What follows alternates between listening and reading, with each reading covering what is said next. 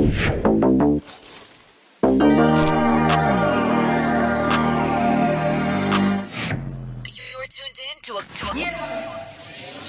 Folks Production. In the mix. With the Commish, Nate.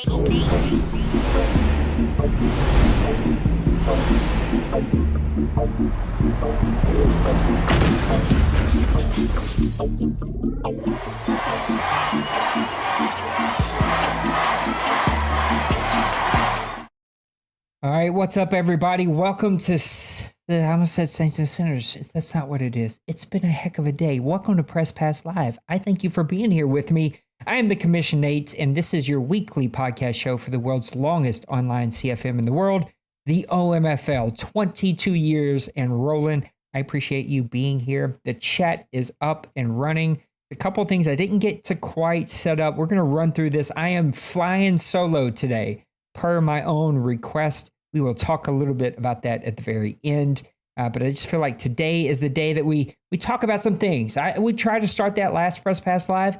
And I feel like there's still some unsaid things. I don't think we're going to solve world hunger today, but we're going to see how close that we can get. Before we do that, let me get over here and let's talk about my favorite game. There are a plethora of games for us to pick from. Good to see you, Bill. But I have to go with one that has to be game of the week. I wish I could have called it, but it happened right before my game, so I absolutely couldn't. The Seattle Seahawks team we're going to talk about a little bit later, falling to the New York Jets as they flex those muscles after a big loss last week. 20-17. This came down to a very final drive. Both of these teams were going at it the entire night. What a game between these two teams. Meek has turned the corner, man. He has let the OMFL know he is here. He is ready to kind of etch his name into the OMFL history books. And he showed off right here in this one, actually taking a 10-7 lead in the halftime. Third quarter, the Jets come roaring back with 10 points on their own, scoring the final 3 in the fourth quarter. 352 yards offensively gained for the Seahawks, 358 yards for the New York Jets, 121 rushing to 92, 260 passing to 237, just evenly matched, 15 first downs to 16, just back and forth. The two big turnovers from the Seahawks, only one from the New York Jets, 4 conversions on third down to 7, and then look at the time of possession, 18-13 to 21-47, just a magnificent back and forth game between two really, really good teams.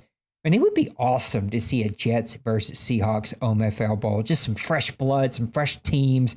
It's really cool to see. Cameron Morris, 108.2, 237 yards, 1 touchdown on the day.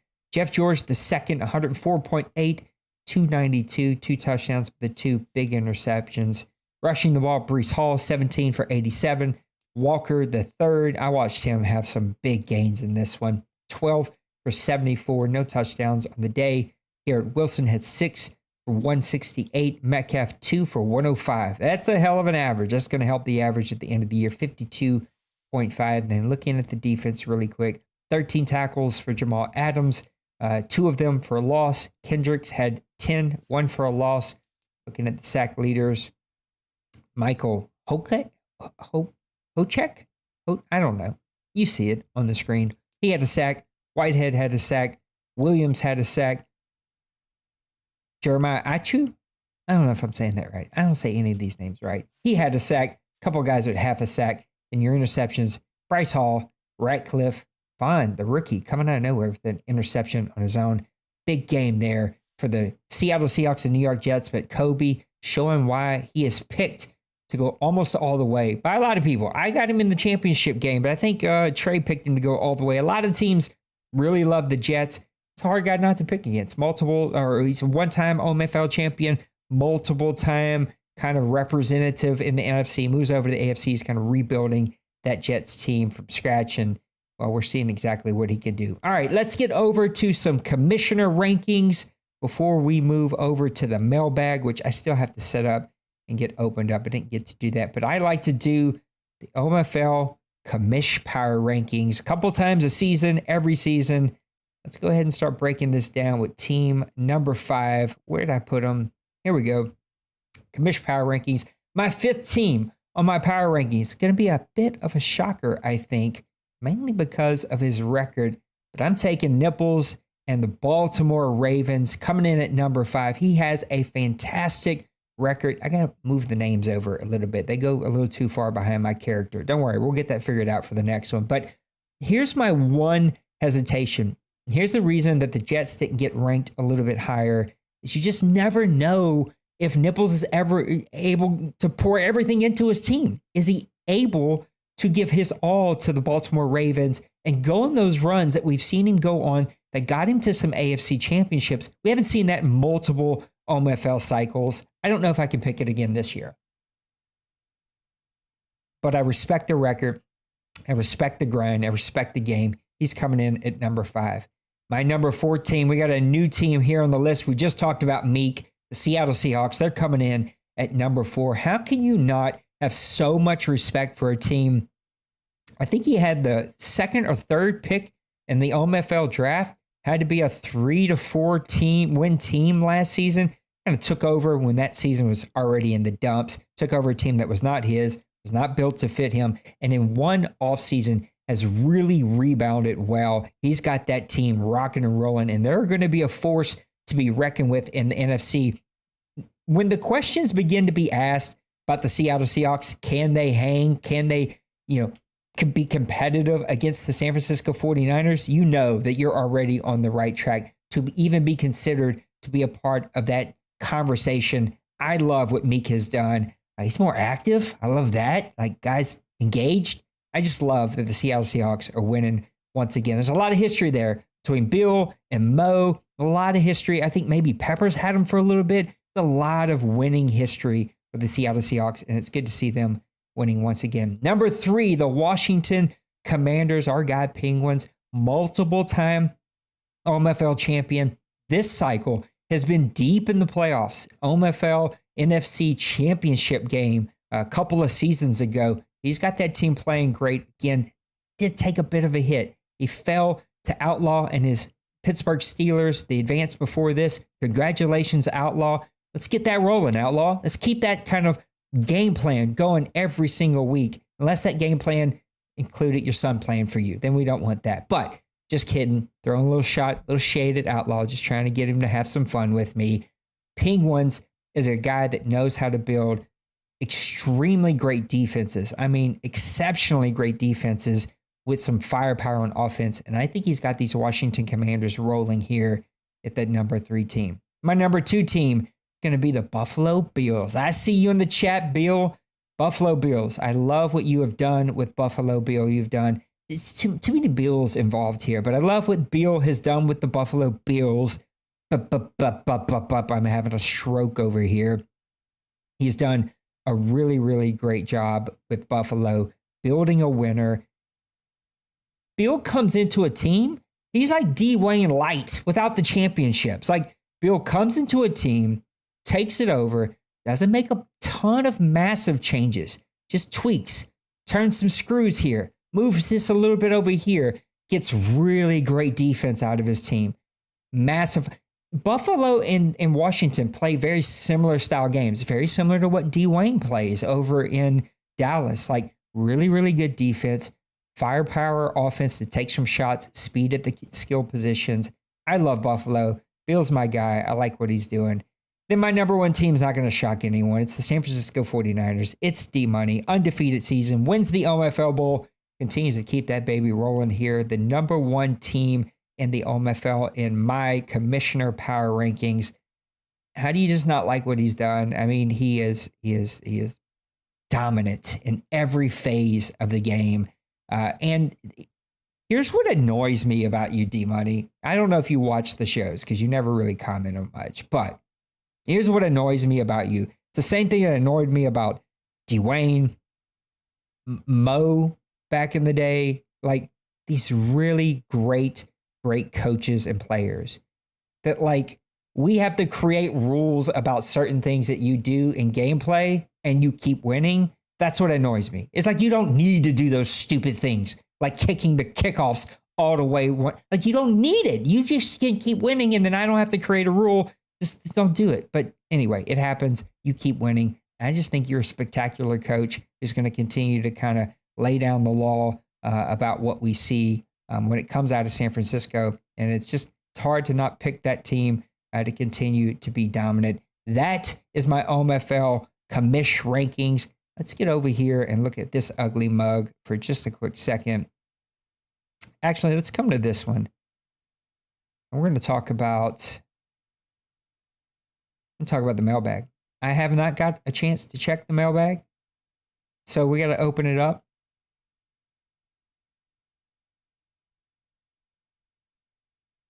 Maybe open it up. There we go. The website has been acting a little goofy. I am working with the team that hosts our website to get things figured out. Hopefully, we will get it to act a little bit better. If you're having any troubles with it, doing my best. Let's see. I don't see any new mailbag.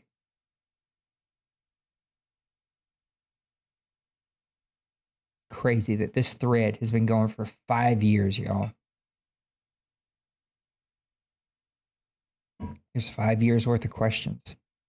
Literally, if you wanted to be lazy, you could just go pick some from 5 years ago and just like repost those. And now I fully expect priests and others to do that.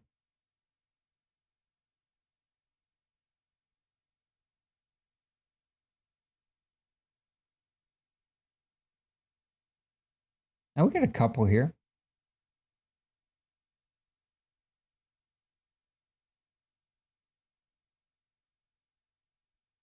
Here we go. We'll start with this one because I think this one's fairly new. Maybe I've answered this one, Denver. I got to go back and mark some of these. Denver says, my question involves halftime adjustments, inside run, outside run, short pass, medium pass, etc. I see some teams making adjustments and others just letting the clock roll, and they don't make any selections for a halftime adjustment. What is your strategy? Come to using the halftime adjustments? 1,000%. Use them every single time. There is absolutely no way that I don't use those. I think that they are so pivotal in this Madden, and they need to be used if you want the most out of your team. Now, it's a gamble. You guess wrong if the other guy mixes it, but I love those extra layers of strategy of kind of going into it with one game plan, seeing what the other team is doing to you, making some adjustments from those game plans.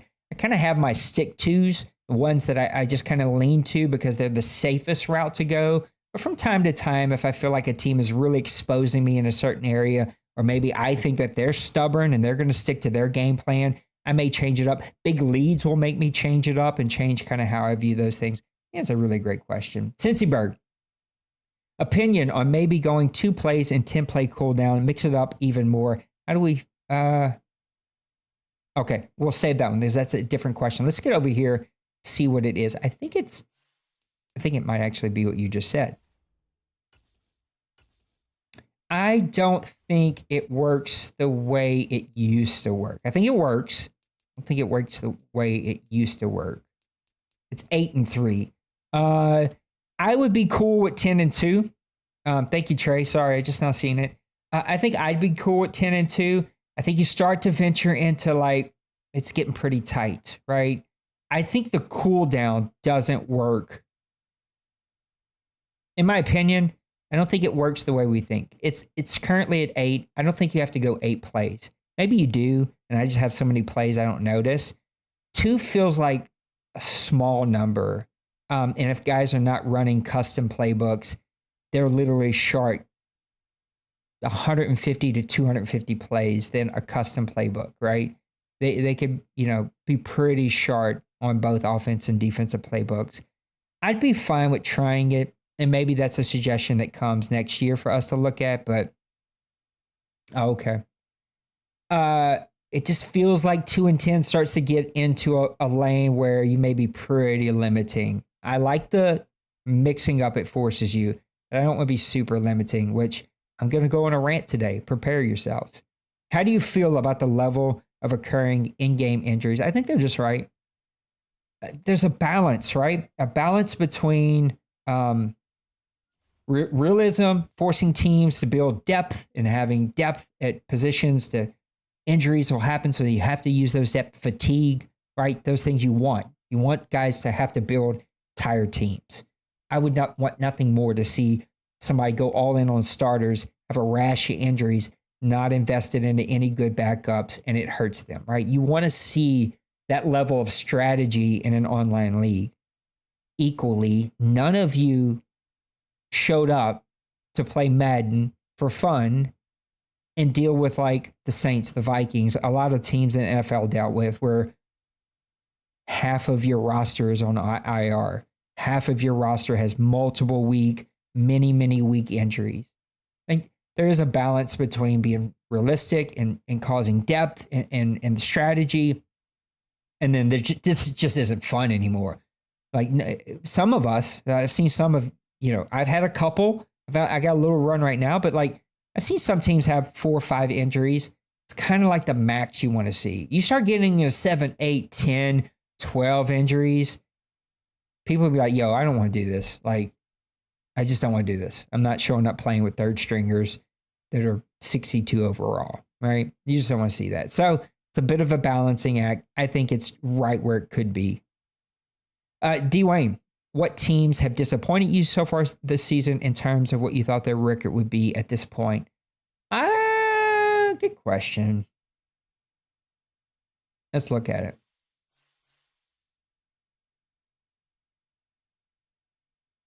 Disappointed me. So we're looking at the bottom half. All right. Chargers have to be at the top of that list. Leave it at that. Expected that record to be much better than 1-3. Texans, I thought Raj would have turned it around. He's got some real life stuff that's hurting him right now. And so it's a bit of a disappointment. Titans, Vikings, Eagles, Falcons. Boy, those are all disappointments to me. Titans made a run last year. I thought this could be the year he puts the pieces together. Started out hot with the big victory. Has dropped now 3 in a row. Vikings are trying to build a team. It's just hard to win with a rookie quarterback. So maybe that's not as fair to call him a disappointment. Eagles, I still keep waiting for Twinkie to put it together, but scoring 67 points, that's not going to get it done. Falcons, massive disappointment. 78 points for him, giving up 121. He went and spent so much money on that team. You really expected him to come out red hot. Buccaneers at 1-4, Browns at 1-3. Those 3 teams, those are big time. Like you just wouldn't have expected that. I think the Bucs injuries have piled up on him. Just like second-year quarterback not playing the way he expected him to play. I don't know what's up with the Browns. Denbrew, you got me scratching my head. I don't know what's up. I haven't dug at them to find out, but losing 3 in a row is not something you would expect to see. Cardinals at 1-4, losing 4 in a row. Not expecting to see that. Those are some teams that really stuck out to me as like, I expected those teams to win, and I still think there's plenty of time for them to turn it around. You've played the Panthers twice this season. What have you done successfully versus him to already sweep the season series? I think it's a bit skewed because of last night's game. In the rain, 16-mile-an-hour winds. I don't think you've seen the fullness of either one of those offenses, and it really leaned on the defenses. And I think I just right now have the slightly better defense, and just slightly better. And I also put the ball in less harm's way than he did, and so that helped me. The first game was a classic nation battle, just back, forth. We always have really fun games. There's some instant classics in there. Try to keep his run intact and force him to pass. And I think if you can do that and catch him on a day where he's not red hot, you'll get some interceptions and you'll turn around. But I think that's the game plan for everybody, right? Most people, you want to stop the run, make him one-dimensional, and hope that you can get some interceptions on the defensive side of the ball. The counter argument is like, if you don't stop the run, then they have all the options. Everybody is going to beat you. Or if you stop the run, but they're red hot and you're just leaving wide open lanes, then you're going to find yourself in trouble. Seeing Michael Thomas, this is the last one, I think, and I'll refresh to make sure. Seeing Michael Thomas leads the OMFL in receiving. What do you have to say to the critics that say he was too slow in the offseason, is on the trading block? Yeah, same thing I say about Alvin Kamara, who I think is top 3. Let's look.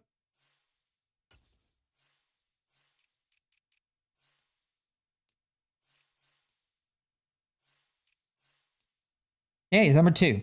99 for 517, 5.2 average, 4 touchdowns in the season. So same thing I would say to that. Speed isn't absolutely everything. I knew Michael Thomas's speed didn't necessarily matter in the right offense. He's just got such great route running. He gets open. He's big. He's strong. He makes plays downfield. It just didn't fit for my style. I need a little bit more speed. And so it doesn't surprise me at all. I knew if he went to the right team, that he would come through for them. And I feel like we got a fair deal there. He is over 30.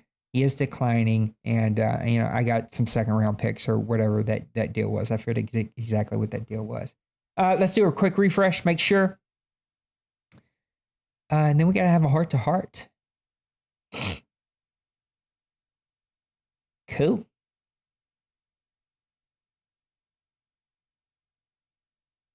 Hold on one second. Hey, baby. Hello? Okay. Love you. Let me go open this garage door really fast for my wife because it broke. Long story.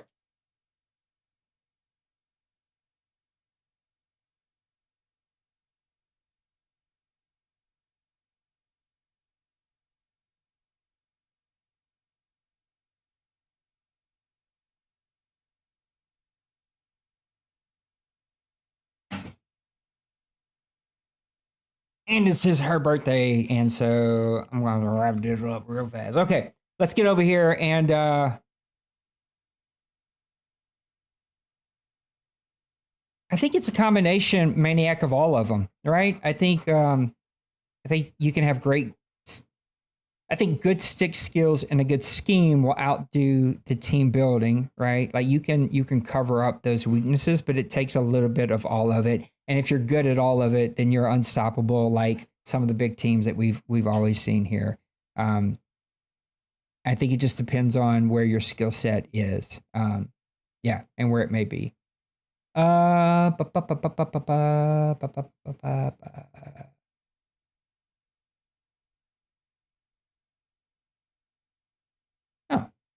let's say y'all shouldn't have a black screen.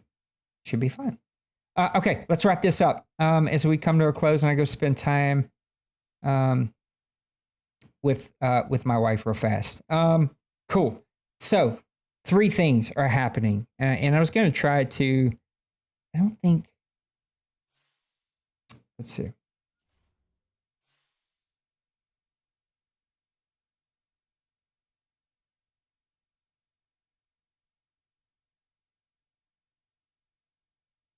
All right. I don't think it's going to work, but we're going to see.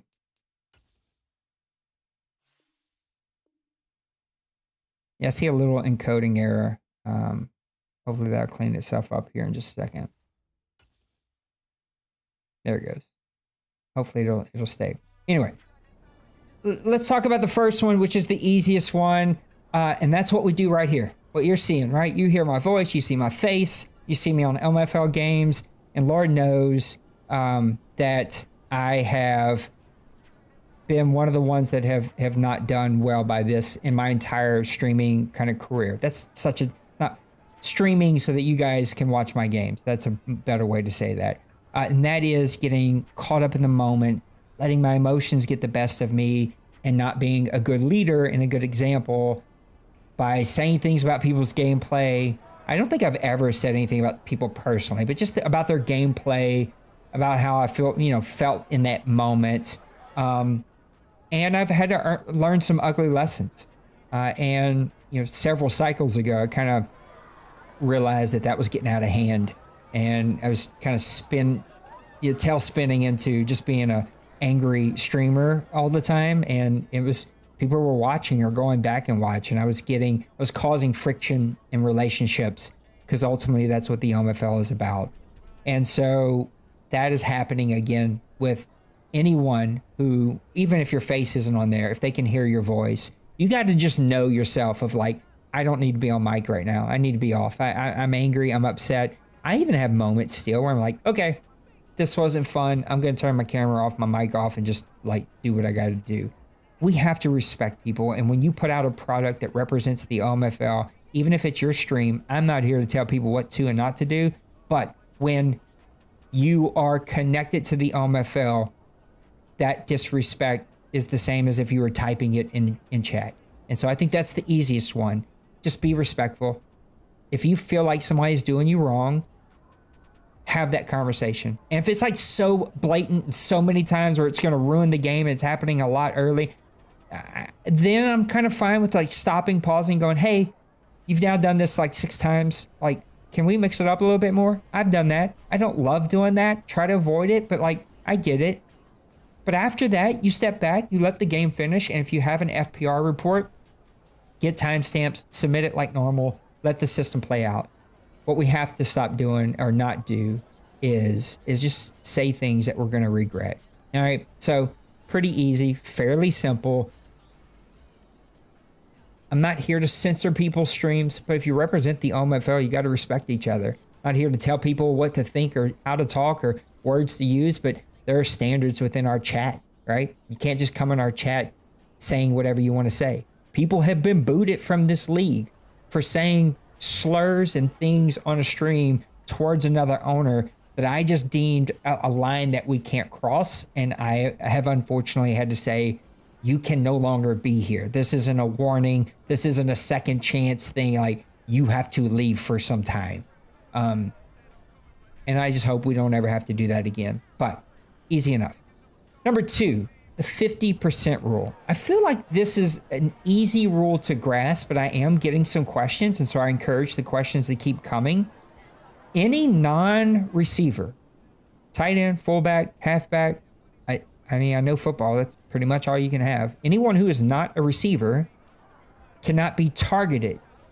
You pressing their button to throw them a pass, whether it's completed or not, whether you get hit and it's like throw out of a sack, or you get, it flutters or it goes away or it's under pressure. Doesn't matter if they catch it or if it even touches their hands. You are clearly going for that player on that attempt. It cannot be more than 50%. You can be at 50%. If you want to be brave and ride that line at 50%. Cannot be over 50%. Your receivers need to have at 50% of your attempts at minimum. They can have 100. You never want to throw it to a running back, fullback, or tight end. Cool, on you. The only other line that is not being talked about right now is like slot receivers. You can't have 85% of your passes go to a slot receiver. Like, you're playing too much 3 wide. You're abusing the system. But 50% of your attempts cannot be more than 50% of your attempts cannot be to a non-wide receiver. I feel like it's fairly simple, but we are struggling with that still. And the replies have been, well, they're open. They're the only ones that are going to get open. This is why that rule's in place. You have to go build a team. You got to go get better receivers. You got to go get a better offensive line. That's the connection. Like, we're forcing people to build entire teams and not just default to what is quick and easy. But at the same time, if you have a playmaker like a Cleese, a Pitts, right? Like these athletic stud tight ends, you can still target them 50% of the throws. Like, you can have up to that line, just can't cross that line. The last one is a bit more complicated, and that's why I've got this on the screen now. Let's get over here. And that is closed, bunch, close, loaded. They're not called loaded. They're called other things, twins, other things, but I'm not going to go through every name. This is any formation where a receiver is not lined up in their normal position. You can run 12, 22, 21 personnel. 12. I want to make sure I'm saying this right.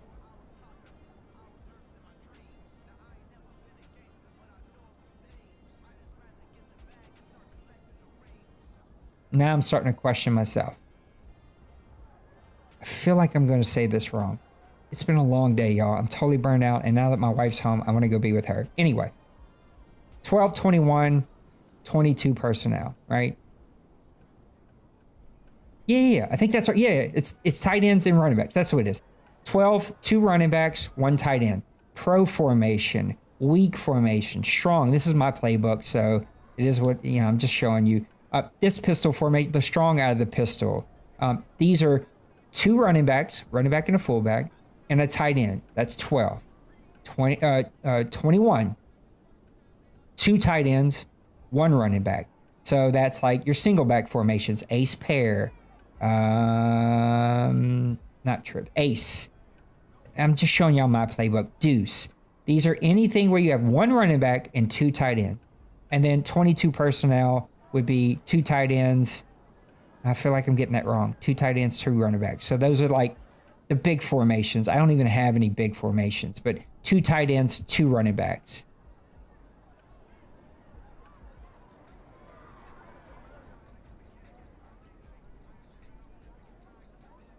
You're right. I think you're right. I think Trey's right. I'm getting this all mixed up. It's been a long day. I need a nap. 12 is 1 receiver, 2 running backs. 21 is 2 receivers, 1 halfback. 22 is 2 wide receivers, 2 halfbacks, okay? It's basically anywhere where a wide receiver is lined up in a normal formation, like this pro. Like this Y off. Receivers are lined up in the normal formation. All these other ones, they're not lined up in normal formation. Ace Pro, wide receivers lined up normal formation. Dice slot, even though there's a slot receiver now, they're lined up in the normal formation. Normal outside receivers are where they're supposed to be. Trips, normal formation. Now that we're starting to get into 3 wides, but that's a different story, right? Ace, normal formation. Anywhere where the 2 outside receivers are lined up in their normal outside slots are normal formations that you're supposed to be running minimum 70% of the time. Anything else that moves those 2 outside wide receivers into a different position is called a close, a bunch, a closed, a loaded. They're not called those always in the game. They're called different things. So watch. Close, right? That outside receiver moved in. This would fall under the 30%. Pro would not. The single back, right? Double Y off close. Those receivers moved in. That would fall in that 30%. Trips, nope. Deuce, nope. Y flex. Those, nope. This is 2 tight ends. Those are normal. Nope. We already talked about this one. Z close. Outside receiver moves in close. That would fall under 30%. Y off, not. They're back outside. Close flex. 2 receivers on one side. That's what we're calling loaded formations. They're called strongs. They're called all kinds of stuff in the game, right? But those are 2 receivers to one side in close. Slot. 2 receivers to one side. That's a loaded formation. Close. 2 receivers in close. Those would all fall under the 30%, right? Weak, close, right? That's going to fall under the 30%. Strong, close, 30%. Pro, fine. Y off, fine. Z close. The 1 receiver comes in, 30%. Close, 30%. Pistol spread, totally fine. Strong, totally fine. Full house, totally fine. Z close. Wide receiver came in close. That's going to fall under the 30%. Gun, close. That's going to fall under the 30%. Normal, totally fine. Wide trips, totally fine. Oh no, these are not loaded. These are shotguns. So this kind of falls into a weird, maybe gray area because they're shotgun plays. So that falls under its like kind of own rule. Anything that moves those 2 outside receivers into a different position, either together on one side, those are loaded formations on either side where 2 receivers on either side of the formation, or where one of them moves in close or they both move in close, or you have them all bunched up together. I don't even know if I have those. Do I have a bunch formation in here? Trips is close to a bunch. I think technically this could be considered a bunch formation, but usually you see all of them bunched up. It's in like a little triangle. They kind of all get bunched up there to the right or the left of your tight end or left of your line of scrimmage, right? These fall under 30%. 2 categories. 30% for the entire game. You can only run those max 30% the entire game, or max, I shouldn't say R, I should say and max 30% on third down. Why is that, Nate? Because Madden does not cover those formations and man defense properly. You will never get the outside DBs or even the inside DBs or even your linebackers, depending on who's in coverage and what play, to line up over that player. So that player always has some kind of 3 to 6 yard head start for drags, for out routes, for slants. And so the only way to combat that is with zone defense, or to blitz of some sort, or to start manually moving players around, all of which we don't allow. And so when you see 70% bunch closed loaded formations, you're going to see a lot more zone.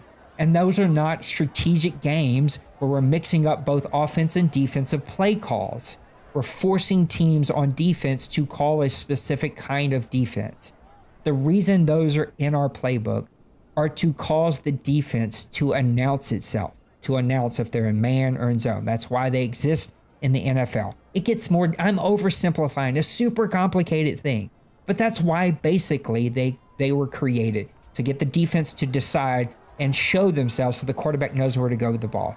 In Madden, it works the same, except for Madden, the AI, I'm assuming, this is all assumption, that animations can't get all, you can't have 6 men in a bunch formations, defense, 3 offense, all bunched up in a small space without things going completely haywire and the game imploding on itself. So because of that, they never line up properly. And because guys will abuse it, and we have seen it, run 50, 60, 70, 80% that, the defense would have to run 60, 70, 80% of whatever zone defense or whatever manual movements they would need to combat that. And we get this non-strategic gameplay on both sides of the ball. Same reason we don't allow shotgun offenses, because the game doesn't defend shotgun runs properly, because there's no fatigue, doesn't work the way it works in real life. Like, none of these things work the way they work in real lives. And so we have to have these gameplays. Guys, I wish I could tell you run whatever you want, whenever you want, however many times you want, do whatever you want. It's just not the reality. It's not the reality in the game that we play. And unfortunately, we have to have rules to guide gameplay, or guys would just run whatever they want, however they want, and they would just abuse all the flaws in a game. But those are the areas, the 3 areas I see the most struggles with that right now. 50% pass rule to 9 receivers, and then closed bunch loaded close formations. You need to be running formations 70% minimum, where your 2 outside receivers are in their normal position. And I'm super oversimplifying really complex issues and football strategies. I'm oversimplifying this stuff. I'm trying to make it easy to understand. But again, we have to do these things. I wish there were no rules like that. I wish I could be like, yo, if you want to run shotgun only offense, go for it. If you want to run all bunched and closed offense, go for it. But like, it would get boring. We would see the same 4 plays ran all game, every game. You don't believe me? What's up, Mo? I love you, brother. Go watch any Madden real, like, competitive league play. It's the same 3 to 4 plays. They run the same plays over and over. They just master timing. They master manual movements. They master adjustments. And they're really good, really great reaction times, all that stuff. And they go dominate. That's just not what we do.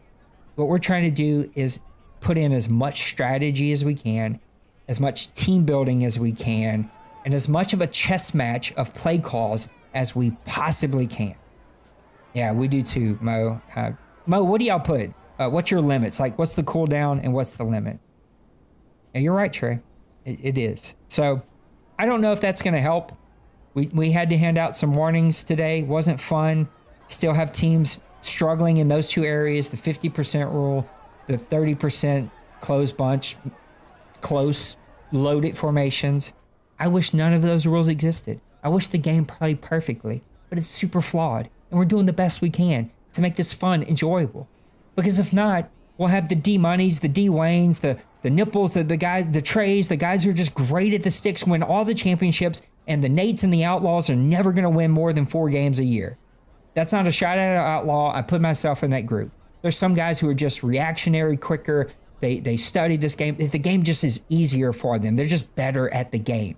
So we put in all these extra layers to lower the ceiling and to raise the floor so we get parity. Hint, hint, that's what the NFL does. That's why they're the greatest game on the planet. That's why they're a multi-billion-dollar corporation, is because come May at the NFL draft, whether you're a Seahawks fan, a Browns fan, a Cardinals fan, a Saints fan, the Colts fan, everyone thinks their team is going to win the championship that year, and this is the year we put it together. That's what we want in the OMFL, and that's why we have these rules. Oh, no cooldowns. See, we're doing. I think right now we're doing. I think we just looked at it, 3 and 8. 3 and 8 is our 3 plays, 8 cooldown. But somebody tossed out there 2 and 10, which feels pretty limiting to me. Yeah, I wish that were true here, but unfortunately, we have guys who, they do what works and they lean on it. So the board watches a lot more games lately, and so do I. One game had 75% close bunch, close loaded formation for the entire game. 3 other games on the game-winning drive used, I think, I'm going to maybe mess up these a little bit, but one board member told me 4 of the 7 was close bunch, whatever, the formations we're talking about. 4 of the 7 on the game-winning drive. 7 of the 7, and I think 4 of the 5, because one play only needed 5 plays. 3 game-winning drives. That's what we've seen. Why? Ask yourself why. Just stop for a second and go, why?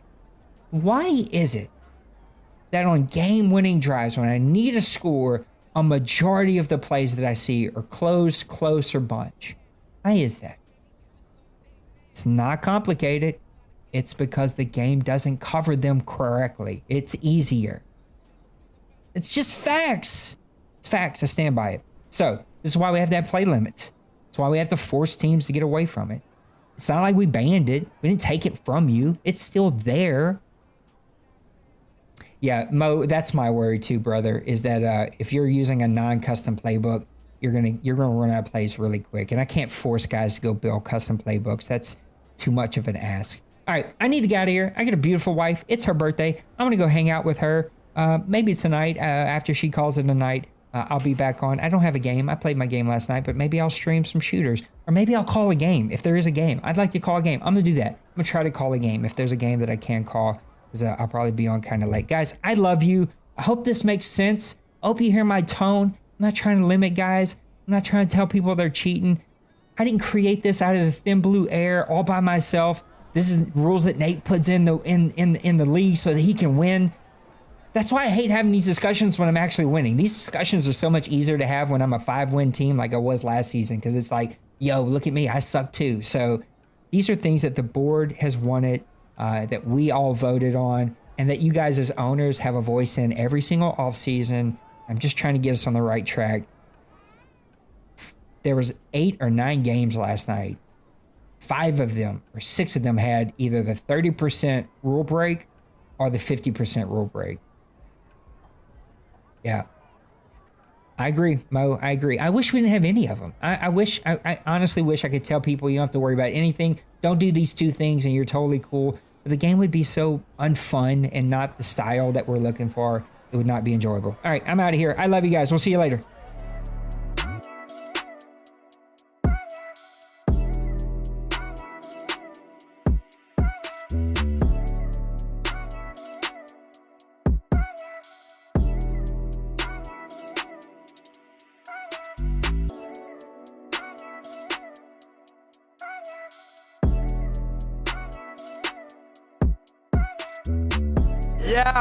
Smash that like and subscribe.